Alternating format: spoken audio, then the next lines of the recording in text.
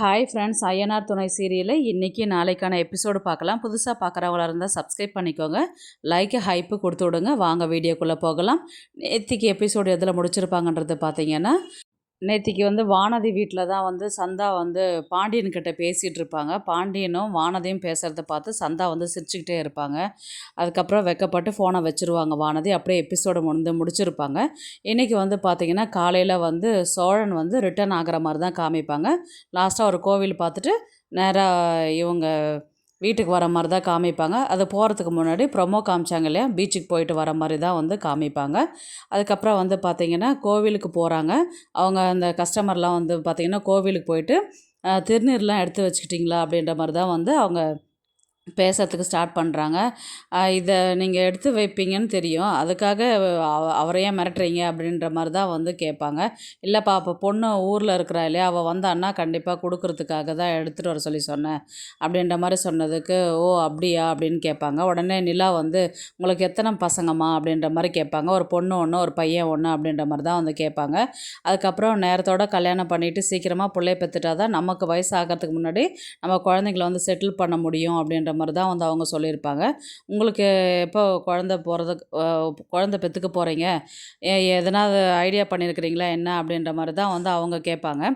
அதுக்கு இவங்க 2 பேருமே பதில் சொல்லவே மாட்டாங்க. என்ன 2 பேருமே அமைதியாக இருக்கிறீங்க, இப்போது குழந்த வேணாம், நல்லா செட்டில் ஆனதுக்கப்புறம் குழந்த பெற்றுக்கலான்னு எதனா ஐடியாவில் இருக்கிறீங்களா அப்படின்ற மாதிரி தான் கேட்பாங்க அவங்க. அப்படிலாம் ஒன்றும் இல்லைம்மா, பெற்றுக்கணும், இப்போ என்ன அவசரம் அப்படின்றதுனால தான் வேண்டான்னு விட்டுட்டு இருந்தோம் அப்படின்ற மாதிரி சொன்னதுக்கு, அதுக்கு தாம்மா சொல்கிறேன், நம்ம வயசு இருக்கும் போதே பிள்ளைங்களுக்கு செட்டில் பண்ணால் தான் உண்டு. என் வயசில் இருக்கிறவங்களாம் இப்போ தான் பசங்களுக்கு பொண்ணே பார்க்குறாங்க, அதுக்காக தான் சொல்கிறேன் நான் அப்படின்ற மாதிரி தான் அவங்க அந்த கஸ்டமர் அந்த அம்மா சொல்லுவாங்க. அதுக்கப்புறம் சரிம்மா அப்படின்னு இவங்க கோவிலுக்கு போனதுக்கப்புறம் இவர் சோழன் கேட்பார், தப்பாக நினச்சிக்காதீங்க, அவங்க ஏதோ கேட்டுட்டாங்க அப்படின்னு. அதில் என்னங்க தப்பாக நினைக்கிறது இருக்குது, அவங்க ஏதோ கேட்குறாங்க, பதில் சொல்லிட்டு போக வேண்டியதா, இதில் என்ன தப்பாக நினைக்க வேண்டியது இருக்குது அப்படின்னு நிலா கேட்பாங்க. உடனே இல்லை குழந்தை பெற்றுக்கிறத பற்றி கேட்டிங்களே, இல்லை பெற்றுக்கலாம், இப்போ ஒன்றும் அவசரம் இல்லையே அப்படின்னு சொல்லிட்டு சொன்னீங்களே, அதுக்காக கேட்க வரேன். ஆமாங்க, நீங்கள் உங்கள் வேறு ஒரு ஒய்ஃப் கல்யாணம் பண்ணிக்கிட்டிங்கன்னா அவங்க கூட பெற்றுக்க போகிறீங்க, அதை தானே நான் சொன்னேன் அப்படின்ற மாதிரி தான் சொன்னதுக்கு இவர் சோழன் கடுப்பாய் நிற்பார். இவங்க நிலா சைடில் சிரிப்பாங்க. இவளுக்கு எல்லாமே தெரியும், ஆனால் தெரியாத மாதிரியே காமிச்சு பாய்வா அப்படின்ற மாதிரி தான் காமிப்பாங்க. அடுத்தது பார்த்திங்கன்னா வானதி வீடு தான் காமிப்பாங்க. வானதி வீட்டில் ஏன்டி கிளம்பலையா அந்த பொண்ணு, இன்னும் இங்கேயே இருக்கிறாளே அப்படின்னு சொல்லி சொன்னதுக்கு, ஒரு நாள் தானே சொன்னேன் அப்படின்னு சொல்லி சொன்னதுக்கு, ஆமாம்மா இப்போ ஒன்றும் அவங்க வீட்டிலேருந்து வரல, நான் இட்டுமே விடுறேன் இருமா அப்படின்ற மாதிரி தான் அவங்க சொல்லுவாங்க. அதுக்கு வானதியோடைய அப்பா என்ன சொல்லுவார்னா, இல்லைம்மா யார் என்னன்னே தெரியல, இங்கே வேறு கூட்டு வந்து வச்சுருக்குற, நாளைக்கு எதனா பிரச்சனை வரப்போகுதுமா, அதுக்காக தான் சொல்கிறாங்க அப்படின்ற மாதிரி தான் அவரும் சொல்லுவார். அதெல்லாம் ஒன்றும் வராதுப்பா, டீ போட்டிங்களா அப்படின்ற மாதிரி அவங்க அம்மாக்கிட்ட கேட்பாங்க. டீ எல்லாம் போட்டுட்டேன் அப்படின்னு சொல்லிட்டு சொன்ன உடனே சந்தா வெளியில் வருவாங்க. பீகாரில் இல்லாத காலேஜ் அம்மா இங்கே கொண்டு வந்து உங்களை சேர்த்துட்டு போயிட்டாங்க அப்படின்னு சொல்லிட்டு சொன்னதுக்கு, அங்கே ஆமாம் அப்படின்ற மாதிரி சொல்லுவாங்க சந்தா. அதுக்கப்புறம் உங்க கூட யார் யார் இருக்கிறாங்கன்னா, அப்பா அம்மா அண்ணாலாம் இருக்கிறாங்க அப்படின்னு சொல்லி சொன்னதுக்கு, ஓ அப்படியா சரி அப்படின்ற மாதிரி தான் சொல்லுவாங்க. உடனே வானதிக்கு கால் பண்ணுவார் பாண்டி. இந்த மாதிரி இங்கே எதுவும் பிரச்சனை இல்லை வானதி, நீ சந்தாவை கொண்டு வந்து வீட்டில் விட்டுடு, அவங்க மாமாலாம் ஊருக்கு கிளம்பி போயிட்டாங்க அப்படின்னு சொல்லிட்டு சொன்ன உடனே சரி அப்படின்ற மாதிரி இவங்க வானதி ஃபோனை கட் பண்ணிவிடுவாங்க. அதுக்கப்புறம் சந்தா கிட்ட எதுவும் பிரச்சனை இல்லையா, நம்ம வீட்டுக்கு கிளம்பலாம் அப்படின்ற மாதிரி அங்கேருந்து சாப்பிட்டுட்டு கிளம்புவாங்க. நேராக வீட்டுக்கு தான் வருவாங்க. வரும்போது நடேசன் பார்த்துட்டு சந்தாவை எப்படி இருக்கிற அப்படின்னு சொல்லி கேட்டதுக்கு, நான் நல்லா இருக்கிறேன் அப்படின்னா அவங்க ஹிந்தியில் ரிப்ளை பண்ணுவாங்க. உடனே வானதியை பார்த்து, நீ எந்த ஒரு பிரச்சனையுமே லெஃப்ட் ஹேண்ட்லேயே ஹேண்டில் பண்ணுற ஆள், பரவாயில்ல போ அப்படின்னு சொல்லிட்டு சொல்லுவாங்க. அதுக்கப்புறம் வானதி சிரிச்சுக்கிட்டே உள்ளார போயிடுவாங்க. அந்த இடத்துல பாண்டியன் பார்த்துட்டுன்னா, வா வானதி அப்படின்னு சொல்லிட்டு கூப்பிடுவார் அவர். அதுக்கப்புறம் சேரன் பேசுனதுக்கப்புறம், நீ ரொம்ப பெரிய ஹெல்ப் பண்ணியிருக்கிறம்மா, ரொம்ப தேங்க்ஸ்மா அப்படின்ற மாதிரி சேரன் வானதியை பார்த்து சொல்லுவார். அதுக்கு என்ன பரவாயில்லை அப்படின்ற மாதிரி சொன்னதுக்கு, பல்லவன் என்ன சொல்லுவான், எப்படி அவங்கக்கிட்ட பேசினேன் பழகினேன்னு சொல்லிட்டு கேட்டதுக்கு, நாங்கள் நல்லா ஃப்ரெண்ட் ஆகிட்டோம், எப்படி இங்கிலீஷ்லேயே ஹிந்திலேயே அப்படின்னு கேட்டதுக்கு, எனக்கு ஹிந்தி தெரியும் அப்படின்ற மாதிரி அவங்க கலாய்ச்சிட்டு பேசிகிட்டு இருப்பாங்க.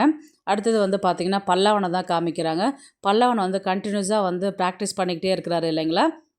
அப்போ மயக்கடிச்சு கீழே விழுந்துடுறாரு. அவன் ஃப்ரெண்ட்ஸுங்களுக்கெல்லாம் தெரியும். எதுக்குடா இப்படி கன்டினியூஸாக வந்து ரெஸ்ட்டே எடுக்காமல் நீ ப்ராக்டிஸ்ன்னு போயின்ட்டுருக்குற. உங்கள் அண்ணனுக்காக தான் பண்ணுறன்றது எங்களுக்கு தெரியும். அதுக்காக உன் அளவுக்கு மீறி ரொம்ப ரெஸ்ட் எடுத்தேன்னா அன்றைக்கி மெயின் காம்படிஷன் அன்றைக்கி வந்து பண்ண முடியாத போயிட போதுடா. தேவையில்லாத வேலை செய்யாத நீ அப்படின்ற மாதிரி வந்து அவங்க ஃப்ரெண்ட்ஸுங்கெல்லாம் சொல்கிறாங்க. அதெல்லாம் ஒன்றும் இல்லைடா, நான் மேனேஜ் பண்ணிப்பேன் நான் அப்படின்ற மாதிரி தான் வந்து பல்லவன் வந்து சொல்கிறான். அப்படியே இன்றைக்கான எபிசோடை வந்து முடிக்கிறாங்க. நாளைக்கு வந்து பார்த்திங்கன்னா சோழனும் நிலாவும் பீச்சில் போயிட்டு பேசுகிறது வந்து பார்த்திங்கன்னா ப்ரமோ வந்து நாளைக்கு காமிப்பாங்க. அதில் வந்து பார்த்திங்கன்னா அவங்க 2 பேரும் வந்து கோவிலில் இருக்கிறாங்க இல்லையா, அந்த இடத்துல பேசுகிறது பழகிறது நாளைக்கு அங்கே பீச்லலாம் பேசிவிட்டு அதுக்கப்புறம் தான் வந்து ரிட்டர்ன் ஆகிற மாதிரி காமிப்பாங்க. இங்கே வந்து சேரன் வந்து சந்தாவை கூட்டிகிட்டு போயிட்டு அனிஷ்கிட்ட கொண்டு போய் விடுவார். அதுக்கப்புறம் சோழனும் நிலாவும் வீட்டுக்கு வர மாதிரி காமிப்பாங்க. வீட்டில் வந்து பார்த்திங்கன்னா இவங்க எல்லாரும் பேசுகிற மாதிரி தான் கொண்டு போவாங்க. இவ்வளோ பிரச்சனையாக இருக்குது, எங்களுக்கு எதுவுமே இன்ஃபார்ம் பண்ணாத விட்டுட்டிங்களே நீங்கள் அப்படின்ற மாதிரி தான் வந்து சொன்னதுக்கு, நீங்கள் அங்கே இருக்கிறீங்கப்பா, உங்களை ஏன் டிஸ்டர்ப் பண்ணோம் கஷ்டப்படுத்தணுன்றதுக்காக தான் சொல்லாத விட்டுட்டோம் அப்படின்ற மாதிரி தான் வந்து சேரன் சொல்லுவார்.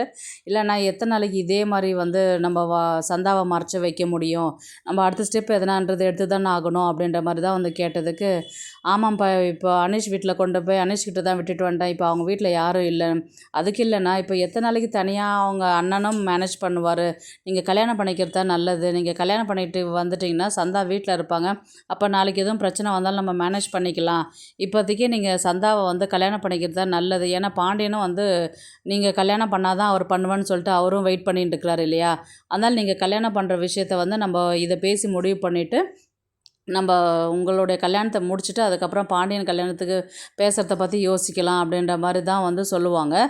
அப்படியேப்பா சரி நான் அனிஷ்கிட்ட பேசிவிட்டு நான் சொல்கிறேன் நான் அப்படின்ற மாதிரி தான் வந்து இவர் சேரன் வந்து சொல்லுவார். ஆனால் கொஞ்சம் யோசித்து சொல்கிறேன்னு சொன்னதுக்கப்புறம் என்ன ரீசனுக்காக இருக்குன்னா, சந்தா வந்து பிரச்சனையில் இருக்கும்போது இப்போ உடனே கல்யாணம் பண்ணிக்கவும் முடியாது, இப்போ நீங்கள் தம்பிங்கெல்லாம் வந்து கல்யாணம் பண்ணாத நான் எப்படி கல்யாணம் பண்ணிக்க முடியும் அப்படின்னு சொல்லிட்டு இவர் சேரன் வந்து ஆல்ரெடி வந்து 6 மந்த் டைம் வேணும்னு சொல்லிட்டு சந்தா கிட்ட கேட்டிருப்பாங்க இல்லையா, அப்படி மீறி எதுவும் நடக்கலைன்னா நான் கல்யாணம் பண்ணுறேன்னு சொல்லிட்டு அனிஷ்கிட்ட சொன்னதுனால தான் அவங்களும் வெயிட் பண்ணுறேன்னு சொன்னாங்க இல்லையா, அதனால் இப்போ வந்து பாண்டியன் இப்போ ஆல்ரெடி சோழன் வந்து ஒரு லைஃப் வந்து ஒரு அளவுக்கு செட்டில் ஆகிட்டார், இனி வந்து பாண்டியனுக்கு கல்யாணம் பண்ணிட்டு தான் வந்து சேரன் வந்து சந்தாவை கல்யாணம் பண்ணுற மாதிரி தான் வந்து சேரன் வந்து யோசித்து முடிவு பண்ணியிருப்பார். பார்க்கலாம் கதையை வந்து எப்படி எடுத்துகிட்டு போகிறாங்கன்றது. இந்த வீடியோ உங்களுக்கு பிடிச்சிருந்தா ப்ளீஸ் லைக் பண்ணுங்கள், ஷேர் பண்ணுங்கள், சப்ஸ்கிரைப் பண்ணுங்கள். தேங்க்ஸ் ஃபார் வாட்சிங்.